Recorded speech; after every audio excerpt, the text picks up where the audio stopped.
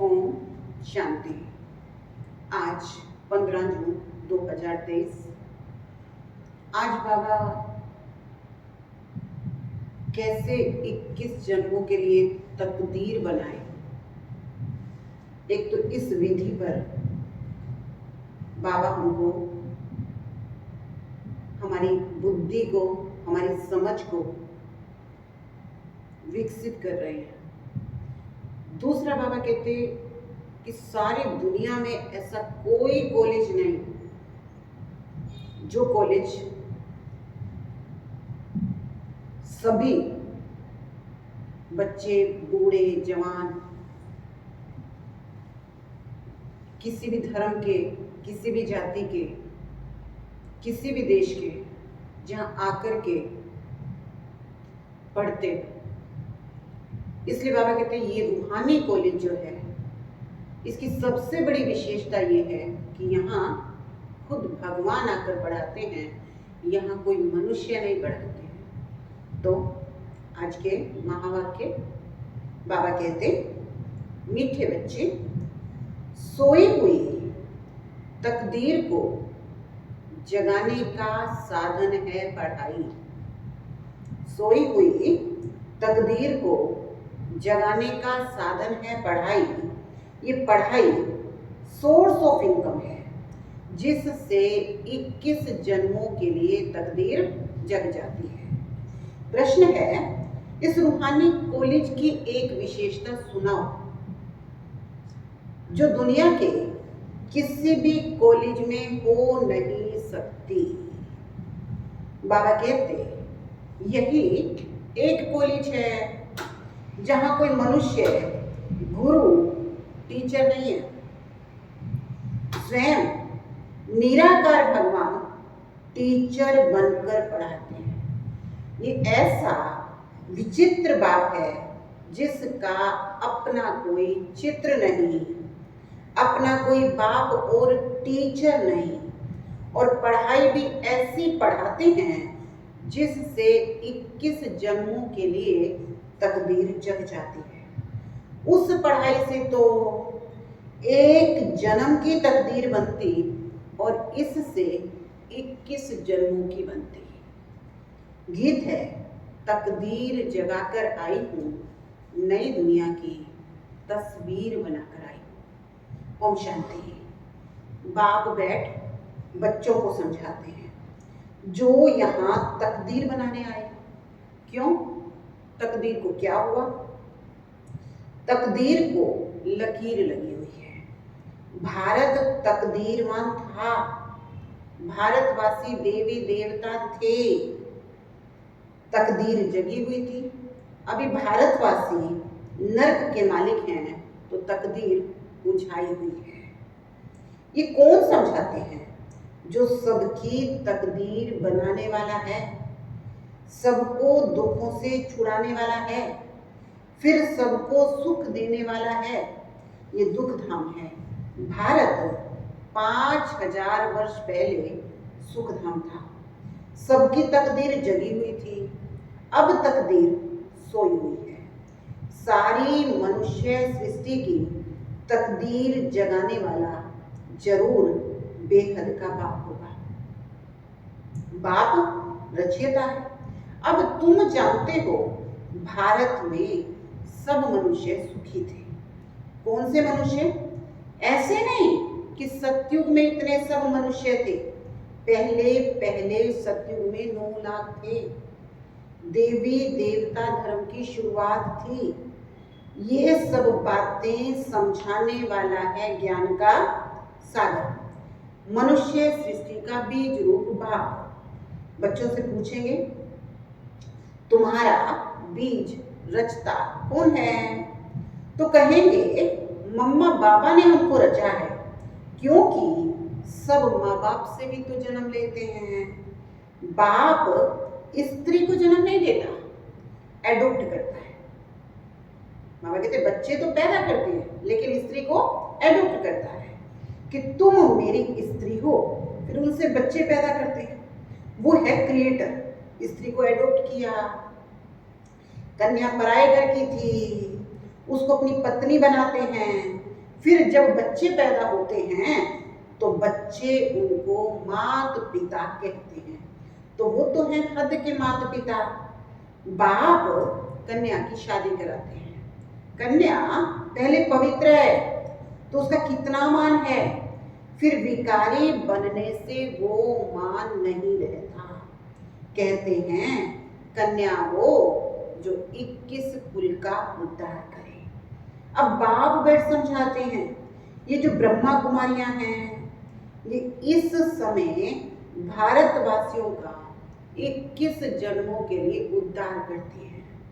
ये सब कुमारियां हैं, भले शादी की हुई है, लेकिन ब्रह्मा कुमार कुमारी बने तो भाई बहन हो गए। काम कटारी चला नहीं सकते, पवित्रता का मान है। सन्यासी पवित्र बनते हैं तभी तो उनका मान है। भारत में पवित्रता थी तो भारत सुखी था, संपूर्ण निर्विकारी था। मंदिरों में जाकर गाते हैं, आप सर्वगुण संपन्न 16 कला संपूर्ण। तुम्हारा वास्तव में हिंदू धर्म नहीं है। हिंदुस्तान तो रहने का स्थान है। यूरोप में रहने वालों का धर्म यूरोपियन थोड़े कहेंगे, धर्म तो क्रिश्चियन है। हिंदुस्तान में रहने वालों का हिंदू धर्म नहीं है, धर्म तो और होना चाहिए। बाप समझाते हैं जो देवी देवता धर्म वाले थे वही अपने को हिंदू कहलाते हैं, क्योंकि अपने धर्म को भूल गए हैं। हिंदू कोई आदि सनातन धर्म नहीं है। क्रिश्चियन लोग क्राइस्ट को मानते हैं क्योंकि उन्होंने क्रिश्चियन धर्म स्थापन किया। यहाँ तो किसी को भी ये पता नहीं है हम किस धर्म के हैं। कोई सिख धर्म वाला होगा तो कहेगा मैं सिख धर्म का हूँ। सिख धर्म किसने स्थापन किया तो कहेंगे गुरु नानक ने स्थापन किया। उन्होंने ये धर्म कैसे स्थापन किया ये तुम जानते हो कि कोई भी पतित आत्मा धर्म की स्थापना कर नहीं सकती। जो जो धर्म स्थापक होते हैं वो पहले पहले पवित्र होते हैं, फिर अपवित्र शरीर में प्रवेश कर धर्म की स्थापना करते हैं। जैसे गुरु नानक को तो बच्चे आदि थे, फिर उसमें पवित्र आत्मा ने प्रवेश कर सिख धर्म की स्थापना की। ये ब्रह्मा का भी पतित शरीर है, उसमें ज्ञान सागर बाप आए हैं। तुम जानते वो हमारा बाप है। ये आत्मा कहती है अब तुमको आत्म अभिमानी बनना है। देह में आत्मा रहती है। जैसे कोई कहते हैं मैं मर्चेंट हूँ, ये आत्मा ने ऑर्गन द्वारा कहा। आत्मा कहती है मैंने 84 जन्म पूरे किए। बाप बैठ समझाते हैं मैं हूँ तुम आत्माओं का बाप। बाबा क्या कहते हैं मैं क्या हूँ तुम आत्माओं का बाप। मेरा अवतरण भारत में ही होता है, मुझे अपना शरीर नहीं है। ब्रह्मा विष्णु शंकर का भी अपना सूक्ष्म शरीर है। मेरा अवतरण भारत में होता है। यादगार में शिवलिंग दिखाते हैं, लेकिन मेरा कोई इतना बड़ा रूप नहीं है। मैं हूँ स्टार, जैसे आत्मा स्टार है। आत्मा कोई बहुत बड़ी नहीं होती, चमकता है भ्रिकुटी के बीच एक अजब सितारा। आत्मा बहुत छोटी है। लाइट का साक्षात्कार बहुत करके सफेद होता है। अभी कितनी करोड़ आत्माएं हैं। सतयुग में इतनी शरीरधारी आत्माएं नहीं होंगी। अगर सतयुग में इतनी होती तो अब तक अरबों हो जाती। इतने तो है नहीं। तुम बच्चे जानते हो ये कोई साधु सन्यासी नहीं है, ये तो बाप समझाते हैं। इस बाप का कोई बाप नहीं। ब्रह्मा विष्णु शंकर का भी बाप है, श्री कृष्ण का भी बाप था। बेहद का बाप कहते हैं मेरा कोई बाप नहीं, ना कोई टीचर है। सतयुग में तो बच्चे राज विद्या पढ़ने स्कूल में जाएंगे, वहां टीचर तो होगा ना। बाबा देखो क्या कह रहा है, बाबा कहते सतयुग, त्रेता, द्वापर, कलयुग, हर युग में तुम्हारे पास बाप भी होगा, हर युग में तुम्हारे पास टीचर भी होगा। लेकिन बाबा कहते ना तो मेरा कोई बाप है और ना मेरा कोई टीचर है। तो इसलिए बाबा कहते कि इस बाप का तुम बच्चे जानते हो, तुम बच्चे जानते हो, ये कोई साधु सन्यासी नहीं, ये तो बाप समझाते हैं। इस बाप का कोई बाप नहीं, ब्रह्मा, विष्णु, शंकर का भी बाप है। बाबा कहते हमारा तो कोई टीचर भी नहीं, मैं तो तुमको राजयोग की शिक्षा देता हूँ, मैं कोई राजा महाराजा नहीं बनूंगा, तुम बच्चे बनोगे। पूज्य श्री लक्ष्मी श्री नारायण थे, सतयुग में राज्य करते थे। ये निराकार बाप इस शरीर में विराजमान होकर पढ़ाते हैं आत्माओं को। हम आत्माएं पढ़ती हैं, वो है ज्ञान का सागर, शांति का सागर। बाप कहते मैं तुमको अपना वर्षा देता हूँ 21 जन्मों के लिए। सतयुग में तुम सुख शांति वाले थे, रावण भूत वहां होता नहीं है, वो है संपूर्ण निर्विकारी दुनिया। अभी है संपूर्ण विकारी दुनिया। अभी तुम बच्चे जानते हो, हम बाबा से तकदीर बनाने आए हैं। स्कूल में तकदीर बनाई जाती है, पढ़कर पास करेंगे, टीचर बनेंगे। यहाँ तुम 21 जन्मों के लिए तकदीर बनाते हो। वह तकदीर बनाते हैं एक जन्म के लिए, स्कूल में पढ़कर शरीर निर्वाह के लिए कमाई करेंगे, अपना और दूसरों का शरीर निर्वाह करेंगे। तो उन स्कूलों में तो एक जन्म की तकदीर बनाते हैं। बाबा क्या कहते हैं, स्कूलों में पढ़ते हैं, तकदीर तो वहां भी बनती है, लेकिन एक जन्म पढ़ते हैं और उसी जन्म से कमाई करते हैं। लेकिन बाबा कहते हैं वो जन्म जन्मांतर के लिए बैरिस्टर इंजीनियर तो नहीं बनेंगे ना, दूसरे जन्म में उनको फिर से पढ़ना होगा। वो शरीर निर्वाह धंधा भी करते हैं तो एक जन्म के लिए। बाप कहते हैं मैं तुमको 21 जन्मों के लिए सुख शांति का वर्षा देता हूँ। ये बेहद के बाप ने कहा, उसका कोई बाप नहीं। तुम बच्चे कहते हो बाबा हम आपके हैं, बाबा भी कहते हैं हाँ बच्चे तुम हमारे कलप पहले वाले थे, अभी फिर बने। ये है ईश्वर बाप से बच्चों का स्नेह। आत्मा परमात्मा अलग रहे बहुकाल, सुंदर मेला तब सजा जब सतगुरु मिला दलाल। 5000 वर्ष पहले भी तुम बच्चों को गुलगुल बनाकर हेल्थ वेल्थ दी थी, क्योंकि नॉलेज है सोर्स ऑफ इनकम। पढ़ाई से तकदीर बनाते हैं, वो होती है हद की और ये है बेहद की। ये स्कूल है, सत्संग नहीं है। सत्संग में तो जाते हैं, कोई ने रामायण ग्रंथ आदि सुनाया, बाबा तो नॉलेजफुल है। बाबा कोई शास्त्र आदि नहीं पढ़ते हैं, कहते हैं मैं तो सब कुछ जानता हूँ। ये सिर्फ तुम्हारी बुद्धि में है कि वो है मोस्ट बिलव्ड बाबा, जिसको सब याद करते हैं कि इस पतित दुनिया में आओ, आकर हमको सुख घनेरे दो। तुम मात पिता हम बालक तेरे, अब सम्मुख आकर तुम बच्चे बने हो। बाप विचित्र, उसका कोई चित्र नहीं है, परंतु चित्र के आधार बगैर शिक्षा कैसे दें। इसलिए कहते हैं मैं इस शरीर का आधार ले इन द्वारा तुमको पढ़ाता हूँ। तुम जानते हो हमारा कोई मनुष्य गुरु टीचर, बाबा कहते तुम जानते हो। अब कौन कह रहा है ये बात? शिव बाबा कह रहा है। तुम जानते हो हमारा कोई मनुष्य गुरु टीचर नहीं पढ़ाते हैं, लिखा हुआ है भगवानुवाच, वो निराकार है। कहा जाता है ब्रह्मा देवताय नमः, विष्णु देवताय नमः। ब्रह्मा भगवान नहीं कहेंगे क्योंकि वो है सूक्ष्म वतनवासी, देवताएं हैं रचना, उनसे कोई वर्षा मिल नहीं सकता। तो फिर मनुष्य को वर्षा कैसे देंगे? तो इन बातों को कोई समझ ना सके। ये है गॉड फादरली कॉलेज। भगवान पढ़ाते हैं, बच्चे मैं तुमको मनुष्य से देवता बनाता हूँ, ऐसा और कोई कह भी ना सके।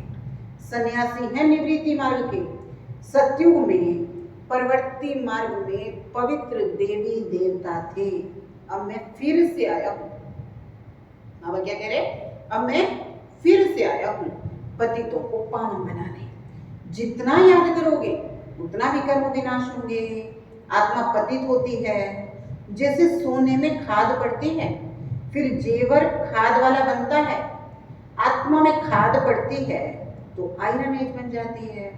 अब सभी तमो प्रधान है, फिर तुम आत्माएं सुंदर बनोगी, शरीर भी सुंदर मिलेगा।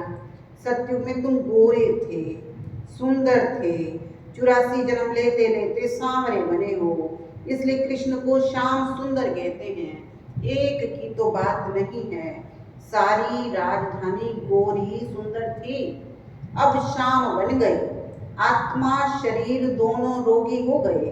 तुम जानते हो हम सो पूज्य देवी देवता थे, माया ने पूज्य से पुजारी बनाया। देवी देवता धर्म वाले धर्मभ्रष्ट कर्मभ्रष्ट हो गए।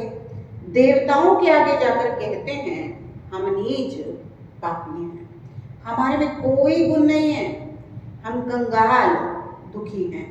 भारत में देवी देवताओं का राज्य था, भारत सिरताज था। अभी तो प्रजा का प्रजा पर राज्य है। बाप को जानते ही नहीं, ये तो जानते हो इस पुरानी दुनिया का विनाश होना है। गाया जाता है विनाश काले विपरीत बुद्धि, किसकी? यादवों और कौरवों की, जो बाप को नहीं जानते। अब बाबा ने यादव और कौरव किसको कहा? जो भगवान को नहीं जानते। भगवानुवाच। अब भगवान क्या कहते? तुम्हारी जो तकदीर डूब चुकी थी ना, वो अब जग चुकी है। तकदीर बन जाने के लिए तो ये पढ़ाई है। स्वर्ग का मालिक तो स्वर्ग की स्थापना करने वाला ही बनाएगा। स्वर्ग की स्थापना करने वाला है हेविनली गॉड फादर। नरकवासी माया बनाती है। तुम गाते हो दुख में सिमरन सब करे, सुख में करे न कोई। भक्ति शुरू होती है द्वापर से, भक्ति का फल देने भगवान को आना पड़ता है। अब भगवान घर बैठे आए हैं भारत में, भारत उनका घर है। शिवरात्रि भी यहीं मनाते हैं, मंदिर भी यहीं बने हुए हैं। शिव बाबा तुम बच्चों को बैठकर नॉलेज देते हैं, जिसको ज्ञान अमृत अथवा सोमरस भी कहते हैं। गोल्डन एज बनाने के लिए नॉलेज देते हैं, तो नाम सोमनाथ पड़ा। अभी तो भारत कंगाल है। तुमको इस समय 3 पैर पृथ्वी के भी नहीं मिलते। कहाँ बैठकर पढ़ते हो? बाबा कहते हैं कहाँ बैठकर पढ़ते हो? ये तो बड़े से बड़ा हॉस्पिटल कम कॉलेज है। तुम मिड गेट हो। बाबा कहते तुम मिड गेट हो। कैसे? कलयुग से सतयुग में जाने के लिए आप बीच का रास्ता हो, मिड गेट।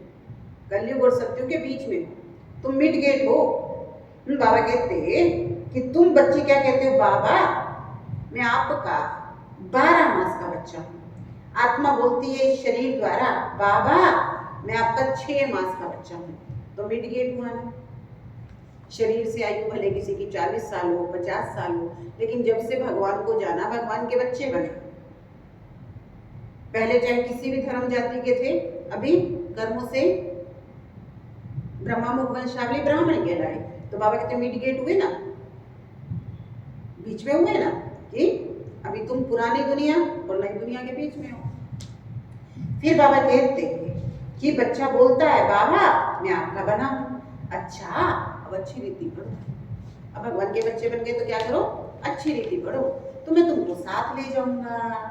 सन्यासी ब्रह्म अथवा तत्व को याद करते हैं, बाप को छोड़ रहने के स्थान को याद करते हैं, समझते हैं ब्रह्म ही भगवान है। लेकिन ये उन लोगों का मीठा भ्रम है। ब्रह्म तत्व जिससे हम अशरीरी आत्माएं निवास करती हैं, उसको भगवान कैसे कहा जा सकता है? फिर कहते हैं हम ब्रह्म में लीन हो जाएंगे। आत्मा तो अविनाशी है, उसको पाठ बजाते ही रहना है। बाप अच्छी रीति बैठकर समझाते हैं। ये दादा भी बल बहुत शास्त्र पढ़ा हुआ था, परंतु मुझे तो नहीं जानता था ना। बाबा कहते देखो कितने शास्त्र पढ़े फिर भी भगवान को नहीं जान पाए। तो बाबा कहते अब मैं इनको भी सुनाता हूँ, इनकी आत्मा भी सुनती है, मैं इनके बाजू में आकर बैठता हूँ, तुमको पढ़ाता हूँ और सुनता ही है। जब हमको भगवान पढ़ाता है तो साथ में ये भी सुन रहा है, ये भी पढ़ रहा है। इनके मुख से पढ़ाता हूँ, तुमको देही अभिमानी बनाता हूँ। दुनिया में कोई भी देही अभिमानी होते नहीं है। तुम बच्चे बेहद के बाप से बेहद सुख का वर्षा ले रहे हो। 5000 वर्ष पहले नाफिक सन्यासियों आदि को अपने शास्त्रीय बुद्धि में आएंगे। यहाँ कोई शास्त्र की बात नहीं। बाप को क्या याद आएगा? बाप तो मालिक है। तुम याद करते हो बेहद के बाप को, प्रजापिता ब्रह्मा के तुम ब्रह्मा कुमार कुमारियां हो। दादे से वर्षा लेते हो ब्रह्मा द्वारा।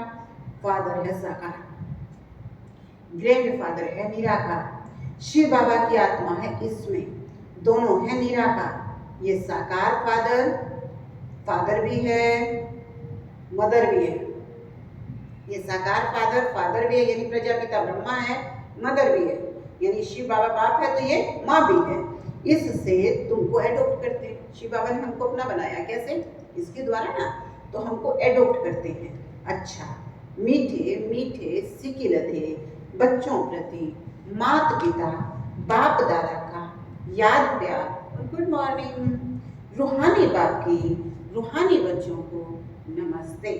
हम रूहानी बच्चों की रूहानी बाप दादा को याद प्यार, गुड मॉर्निंग, नमस्ते, ओम शांति। धारणा के लिए मुख्य सारे पढ़ाई पर पूरा ध्यान देकर 21 जन्मों के लिए अपनी तकदीर बनानी है। एक बाप की मत पर चल अपना खाना आबाद करना है। सेकंड है आत्म अभिमानी बनना है।